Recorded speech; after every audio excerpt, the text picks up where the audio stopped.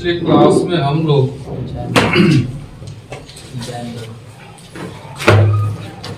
धर्म सुधार आंदोलन जो था बौद्ध और जैन धर्म, उसको समाप्त करके आगे के चैप्टर पढ़ेंगे। आगे के चैप्टर में मगध साम्राज्य का उदय और विदेशी आक्रमण चैप्टर रिलेटेड है। 6ठी शताब्दी ईसा पूर्व मगध जैसे 16 महाजनपदों का उल्लेख मिलता है। बौद्ध ग्रंथ, जिसमें अंगुत्तर निकाय मुख्य है, साथ साथ कुछ और ब्राह्मण ग्रंथों में भी इनकी चर्चा आती है। सबसे पहले समझ लें कि जनपद क्या है और महाजनपद क्या है। वैदिक काल में जो कबीले थे आर्यों के, उनको जन कहते थे।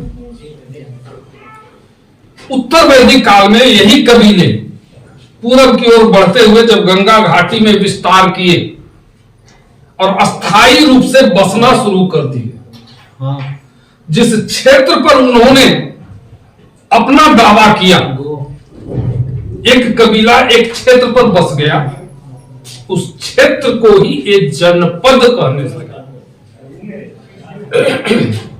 धीरे धीरे वह जनपद एक राज्य का रूप लेता चला गया। और फिर जब राजाओं की ताकत में वृद्धि हुई, चूंकि वे उत्तर वैदिक काल में टैक्स वसूलना शुरू कर दिए जनता से, टैक्स वसूलने लगे तो सेना रहने लगी, उनकी सेना रहने लगी तो उनकी ताकत बढ़ी, ताकत बढ़ी तो उनको एक लिप्सा हुआ कि हम अपने क्षेत्र का और भी विस्तार करें। इस तरह से राज्य का विस्तार होता चला गया और यही विस्तार जो हुआ वो जनपद से महाजनपद में तब्दील हो गया, बदल गया। ऐसे 16 महाजनपद संपूर्ण उत्तरी भारत में आए। मगध, कौशल, अंग, वज्जी, अवंती, गांधार, काशी, कौशल, वत्स, ऐसे 16 जनपद आए। लेकिन इन महाजनपदों में अंततः जो अस्तित्व में बना रह गया वह जनपद था मगध। वैसे मगध का उल्लेख महाभारत के अनुसार जरासंध से मिलता है। घर पे कभी आप राजगृह जाएं तो लोग आपको बताएंगे कि यह जरासंध का अखाड़ा था। महाभारत में इसकी काफी चर्चा है जरासंध का। भीम ने उसकी हत्या की। कृष्ण से यह काफी ताल्लुकात रखता था, दुश्मनी थी जरासंध का। लेकिन कोई ऐतिहासिक प्रमाण नहीं मिलते, कोई ऐतिहासिक प्रमाण नहीं। ये पौराणिक कहानियां। मगध का जो ऐतिहासिक प्रमाण शुरू होता है वो हर एक वंश के राजा बिंबिसार से। आ जाइए। तो मगध का जो प्रामाणिक इतिहास शुरू होता है वो हर एक वंशी शासक बिंबिसार से होता है। 544 ईसा पूर्व में बिंबिसार मगध की गद्दी पर बैठे और 492 ईसा पूर्व तक यह शासन करता है। मगध साम्राज्य के विस्तार के लिए इसने दो नीति अपनाई। एक वैवाहिक और मैत्रीपूर्ण नीति और दूसरा विस्तार की नीति। वैवाहिक नीति के अंतर्गत इसने दो राज्यों से, दो महाजनपदों से वैवाहिक संबंध बनाए, एक कोसल के साथ और एक उत्तरी बिहार में वज्जी संघ के साथ। कोसल नरेश प्रसेनजीत की बेटी कौशल देवी के साथ बिंबिसार का विवाह, और इस विवाह के उपलक्ष्य में प्रसेनजीत ने अपनी बेटी को दहेज के रूप में काशी का गांव दे दिया बिंबिसार। काशी बहुत समृद्ध गांव था। आज काशी दूसरे तरह की बात हो गई है, टाउनशिप हो गया ना। शुरुआती दौर का काशी यह वह काशी है जिसके बारे में पौराणिक कहानियां हैं कि भगवान शंकर के त्रिशूल पर बसा हुआ। काशी में मरने का मतलब कि सीधे स्वर्ग। और बीच के काल में, प्राचीन काल से लेकर के मध्य काल तक, आज भी बहुत सारे पुराने लोग मिलेंगे तो मरने के समय अपने बाल बच्चों को कहेंगे कि बाबू हमको मरने के समय काशी पहुंचा देना, हम वहीं मरना चाहते हैं। कहा है भाई, तू दिमाग में बैठा हुआ है, वहां मरेंगे तो सीढ़ी लग जाएगी। एक पौराणिक कहानियां है, जबकि काशी 6वीं शताब्दी ईसा पूर्व में बसी है।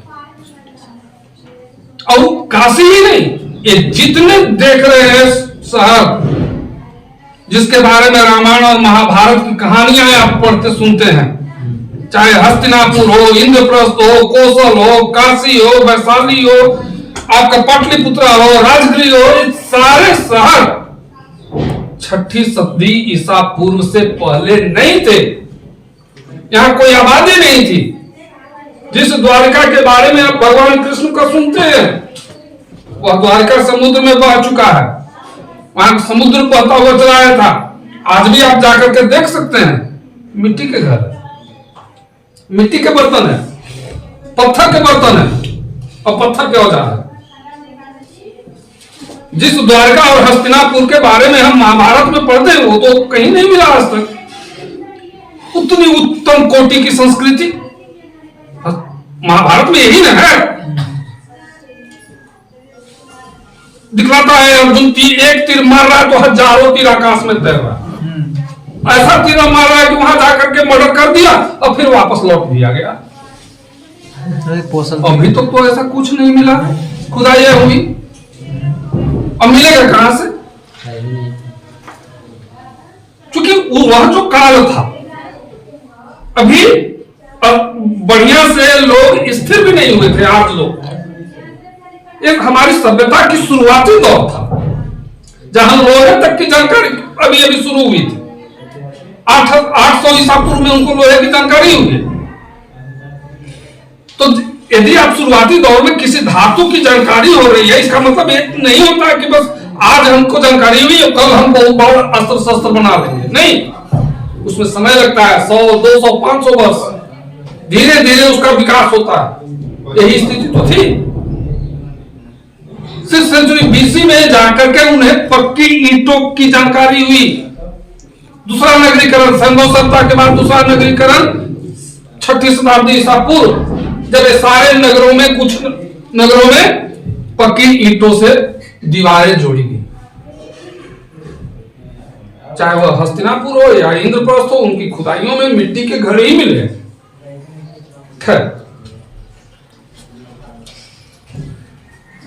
तो बिंबिसार कौशल के साथ वैवाहिक संबंध किया और दहेज में काशी का समृद्ध गांव पाया। दूसरा विवाह उत्तरी बिहार, जो गंगा के उत्तरी तट पर था, वज्जी। यहां की राजकुमारी वजीरा के साथ विवाह किया। अब मगध दो तरफ से सुरक्षित हो गया, पश्चिम और उत्तर। इसके ठीक पूर्व में, जहां आज भागलपुर और मुंगेर का इलाका है, वह अंग जनपद था। जहां का राजा ब्रह्मदत्त था। अंग जनपद के साथ इसका कोई मैत्री संबंध नहीं स्थापित हुआ बिंबिसार का। तब अपनी सेना लेकर के उस अंग जनपद पर चढ़ाई कर दी, उस राजा ब्रह्मदत्त की हत्या कर दी और अंग को मगध में शामिल कर दिया। इस तरह से मगध साम्राज्य का विस्तार। लेकिन 492 ईसा पूर्व में बिंबिसार का बेटा अजातशत्रु अपने पिता की हत्या करके गद्दी पर अधिकार कर।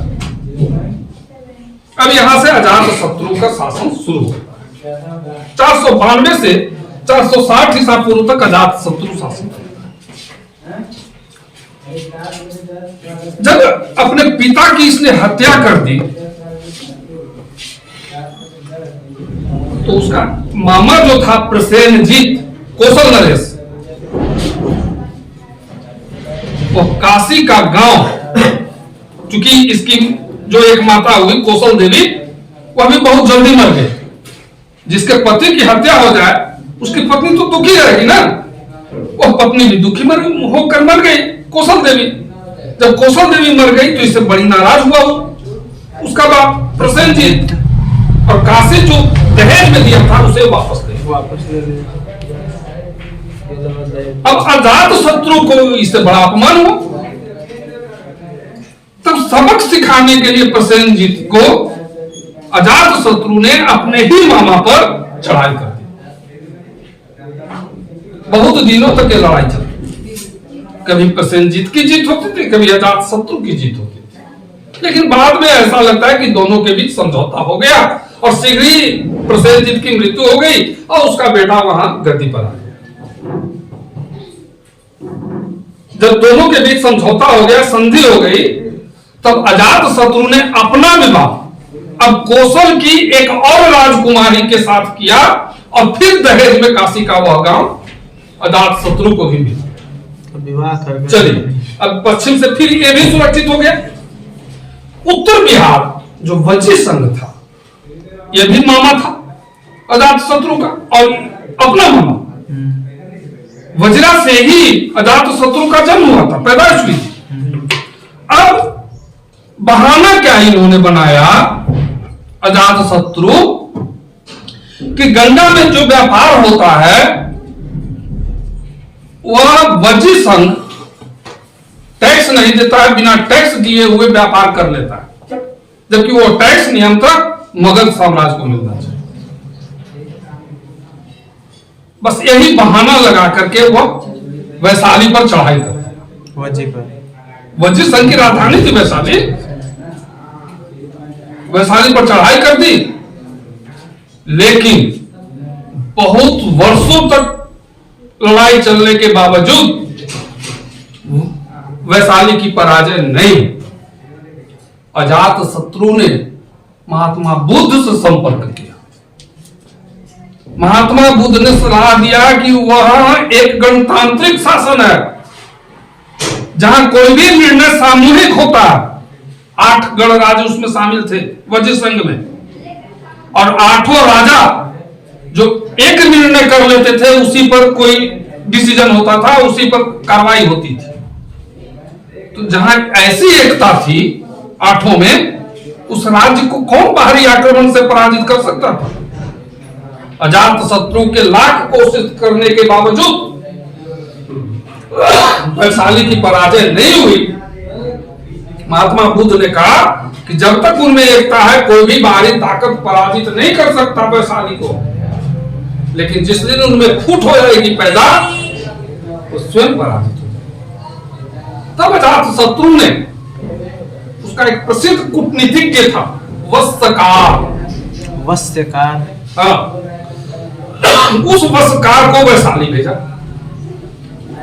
भेष बनाकर, बदलकर, और वहां वो वस्यकार नौकरी करने लगा।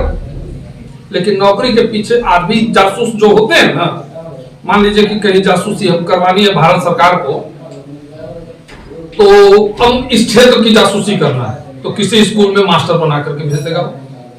आपको क्या पता है, जैसे हम शिक्षक हैं वैसे वो शिक्षक है, लेकिन एक्चुअल में वो जासूस। कहीं ब्लॉक में कर्मचारी बना करके भेज देगा, कोई किरानी बना करके भेज देगा, कहीं अधिकारी बना करके भेज देगा। अपने यहाँ बाहर में जो जासूसी होती है दूसरे देशों में, वो दूसरे टाइप की जासूसी है। अजातशत्रु ने भी यही किया, वसखा को वहां भेज दिया। 16 वर्षों तक वसखा कोशिश यही करता रहा कि किसी तरह वज्जी संघ में फूट पैदा हो जाए। 16 वर्षों तक लगातार, लेकिन 16 वर्षों के प्रयास से वह अपने उद्देश्य में सफल हुआ। जब देख लिया कि 8 राजाओं में आपसी मतभेद पैदा हो चुका है, एक दूसरे पर लोग संदेह करना शुरू कर दिए, तब अजातशत्रु को उसने मैसेज किया, संदेश भेजा, अब आप चढ़ाई कर सकते हैं। अजातशत्रु के पास उस समय 2 हथियार थे, एक महाशिला कंटक और दूसरा रथ मूसल। ये हथियार किसी और जनपद में किसी और राजा के पास नहीं था। ये रथनुमा एक हथियार था जिसको महाशिला कंटक नाम दिया गया था। इसमें था कि 2-4 मन का पत्थर रख दिया जाता था, और जैसे ही रथ आगे बढ़ता था, उसका पहिया जैसे आगे बढ़ता था, वो भारी भरकम पत्थर का चट्टान दुश्मन सेना पर जाकर के फेंका जाता था। अब उतना बड़ा चट्टान जिस सेना के ऊपर गिरेगा 10-20 वैसे ही मर गया। रथ मूसल भी ये, और महाशिला कंटक रथ मूसल दोनों इसी टाइप का था। खैर, रथ मूसल और महाशिला कंटक जैसे हथियारों से अजातशत्रु ने वैशाली को पराजित कर दिया और मगध साम्राज्य में शामिल हो गया। अब इससे भी मगध साम्राज्य का विस्तार हो गया। लेकिन जिस परंपरा की शुरुआत आप करेंगे उसका शिकार तो आपको भी होना ही है। हम आज बाप की हत्या कर दें तो कोई गारंटी थोड़ी है कि मेरा बेटा मेरी हत्या न करेगा। जो देखेगा होगा। अजातशत्रु ने बिंबिसार की हत्या करके गद्दी पर बैठा तो उसका बेटा उदयन अजातशत्रु की हत्या करके गद्दी पर अधिकार कर लिया।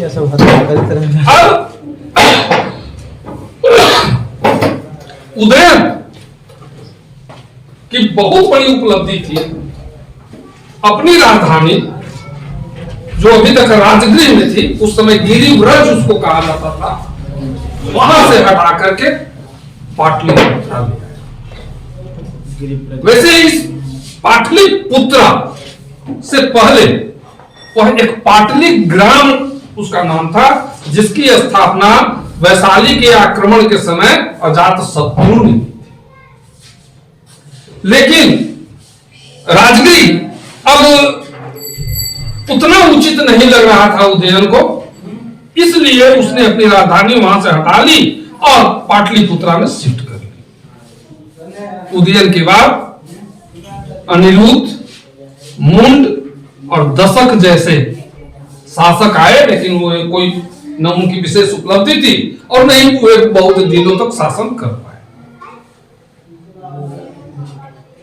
बाद में इसके बाद दशक या दशक जो भी मिलता है पुराणों में, उसके बाद यहां पर एक दूसरे वंश की शुरुआत होती है जिसका नाम है शिशुनाग वंश।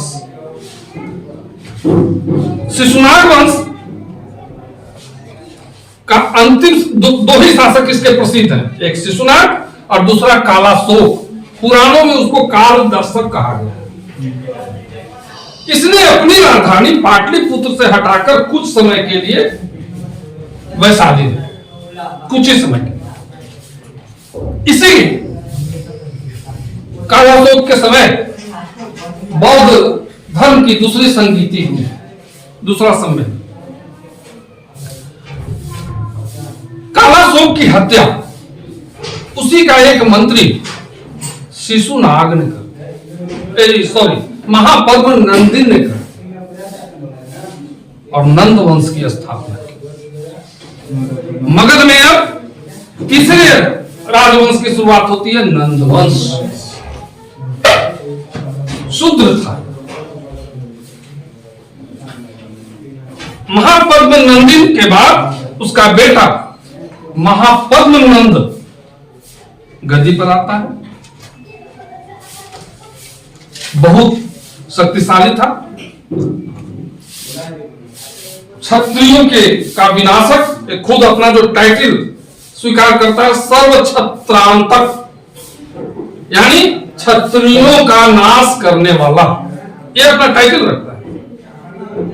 इससे जाहिर होता है कि इसने क्षत्रियों को पराजित किया और उनके राज्यों पर चढ़ाई करके अपने राज्य में मिला।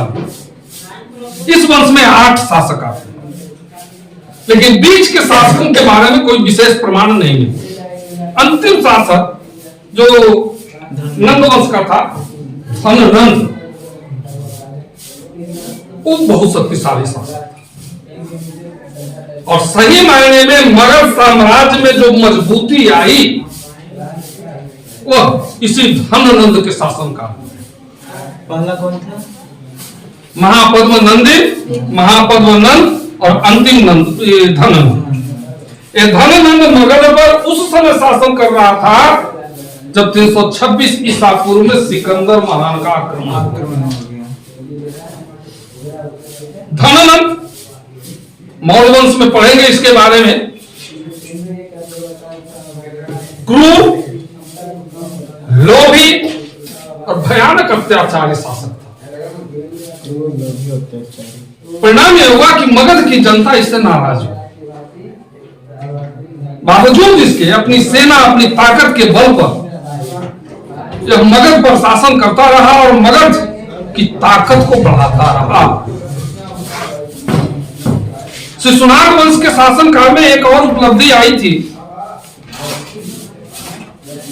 अवंती, मालवा का क्षेत्र जो मध्य प्रदेश में आप देख रहे हैं, वह भी काफी ताकतवर जनपद था। 100 वर्षों तक मगध का संघर्ष होता रहा, लेकिन अवंती को झुका नहीं पाया मगध। शिशुनाग वंश के समय अवंती की शक्ति को तोड़ दिया गया और उसे मगध में शामिल कर दिया गया। धननंद के जी में कलिंग के ताकत को समाप्त कर देना यह बहुत बड़ी उपलब्धि। उसकी शक्ति को तोड़ दिया कलिंग को। जब सिकंदर महान का भारत पर आक्रमण हुआ तो वह बढ़ते हुए पंजाब के व्यास नदी के पश्चिमी तट तक पहुंच गई थी उसकी सेना सिकंदर की। सोचिए, वह सिकंदर जो तकरीबन आधी दुनिया पर विजय हासिल कर लिया था, उसकी सेना के सामने किसी भी देश की सेना टिक नहीं पा रही थी। और वह जब भारत में पंजाब के व्यास नदी के तट तक पहुंच गया और आगे मगध की ओर बढ़ने की इच्छा थी उसकी, उसी समय उसको एक खबर मिली मगध की ताकत के बारे में। एक अच्छी तरह से किसी ने बता दिया कि मगध के पास एक धननंद नामक बहुत ताकतवर शासक है, जिसके पास 6 लाख केवल पैदल सेना, हजारों रथ और हाथियों का समूह। सिकंदर का वह सेना उसका भय से आगे बढ़ने से उन्होंने इनकार कर दिया। व्यास नदी के तट से, हालांकि सिकंदर ने बहुत प्रयास किया, अपनी सेना को बहुत उत्साहित किया, बावजूद इसके उसकी सेना आगे बढ़ने से इनकार कर दिया और मजबूरी में सिकंदर को फिर व्यास नदी के तट से ही वापस लौटने के समय में भी पश्चिमोत्तर सीमा प्रांत पर जो हमारे कुछ छोटे छोटे गणराज्य थे, मालो, औधेय, सौभूति, कट, इन सब पर उसने आक्रमण किया। उसको पूरी तरह से नेस्तनाबूद कर दिया सिकंदर। लौटने के क्रम में अपनी सेना को उसने 2 भागों में बांटा और एक जलमार्ग से और दूसरी सेना का नेतृत्व खुद करते हुए स्थल मार्ग से आगे बढ़ा, लेकिन बेबीलोन पहुंचते पहुंचते उसकी मौत हो गई। धननंद की ताकत से आप अनुमान लगा सकते हैं। अब तक मगध साम्राज्य उत्कर्ष के चरम पर पहुंच चुका था,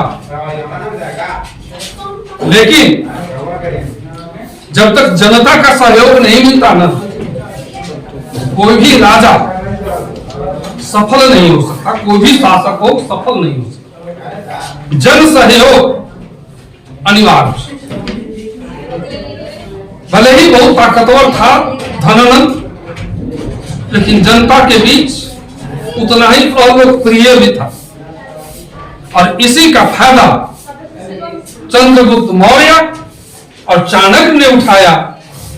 जनता को अपनी तरफ मिलाकर एक छोटी सी सेना का निर्माण किया, और अंततः धनानंद की सेना को पराजित करके धनानंद को भी युद्ध क्षेत्र में मारा और मगध पर अधिकार करके मौर्य वंश की नींव डाली। ये था मगध साम्राज्य का उदय। लेकिन उल्लेखनीय बात है कि क्या मगध जैसे ताकतवर राजा या शासक दूसरे जनपदों में नहीं थे क्या? कोई इनसे कम खाता पीता था? फिर मगध ही सफल क्यों? अन्य जनपद मगध के सामने क्यों नहीं टिक पाए? उसके कुछ मूलभूत कारण थे, जहां हमारे पहले के इतिहासकारों ने विचार नहीं किया। यही होता है वैज्ञानिक दृष्टिकोण, जो आधुनिक इतिहासकार ही पैदा करता है। मगध की दोनों राजधानी सामरिक दृष्टि से बहुत उपयुक्त जगह पर थी। पहली राजधानी राजगृह, यदि आप जाए तो पाएंगे आज भी 3 तरफ से पहाड़ियों से घिरा हुआ है। एक मजबूत 4 दीवारी थी। उस समय जब बारूद की जानकारी लोगों को नहीं थी, तोप का आविष्कार नहीं हुआ था। इस दीवार को, जो प्राकृतिक दीवार थी, इसको तोड़ना किसी भी दुश्मन के लिए संभव नहीं। वह तो सुरक्षित थी।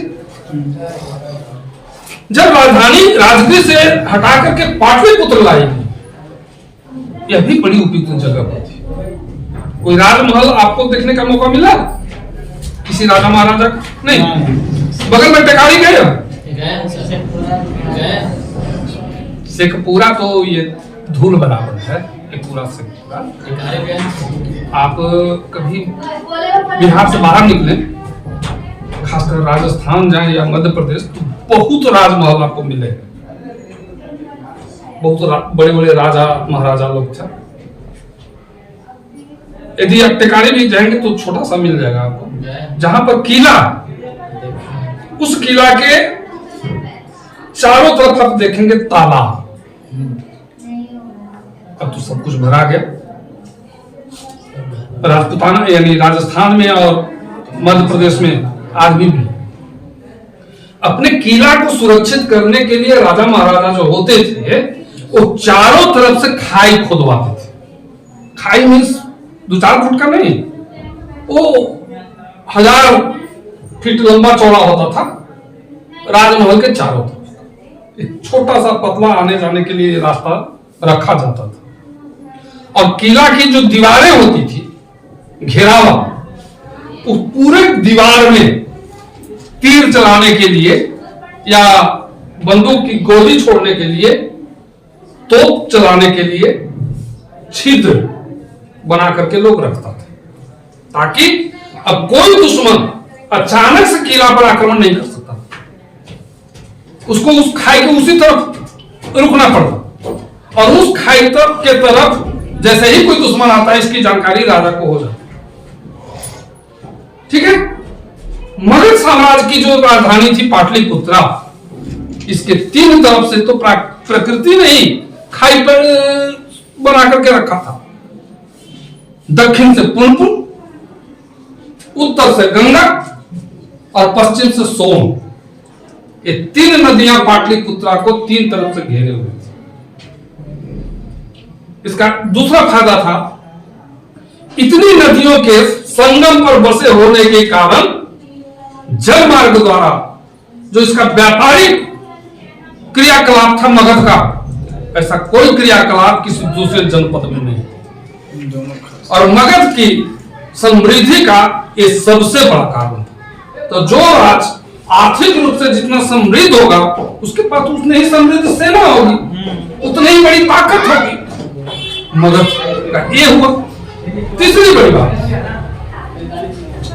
मगध साम्राज्य ही एक ऐसा जनपद था जहां लोहे का भंडार प्रचुर मात्रा, लोहे का भंडार होने के कारण एक मजबूत अस्त्र शस्त्र निर्माण मगध आसानी से कर सकता था। यह सुविधा किसी दूसरे जनपद के पास नहीं थी। एक छोटा सा भंडार अवंती के पास था, जिसका परिणाम हुआ कि अवंती 100 से अधिक वर्षों तक मगध के साथ लड़ता रहा। तो सोने की लोहे के प्रचुरता के कारण इसके पास मजबूत और तरह तरह के अस्त्र शस्त्र थे, जिसका एक बहुत बड़ा उदाहरण रथमूसल और महाशिला कंठ, जिसके सहारे शत्रु ने वैशाली को पराजित। अब कुछ और बातें, मगध ही एक ऐसा महाजनपद था जिसके पास हाथियों की सेना थी। हाथी जैसा जानवर, विशाल जानवर, वो बहुत सारे जनपदों ने तो देखा ही नहीं था, क्योंकि उनके पास उपलब्धि नहीं। और सिकंदर की सेना, उसकी सेना तो हाथी देखी ही नहीं थी। और जब हाथियों को लेकर के मगध के कमांडर दुश्मन की सेना के सामने पहुंचते थे, तो दुश्मन की सेना तो ऐसे ही डर जाती थी। कौन टिक सकता था? उसको लगता था कि क्या चीज आ गया हमारे सामने। वो ऐसे ही थरथराने लगती थी उनकी सेना और पराजित हुई।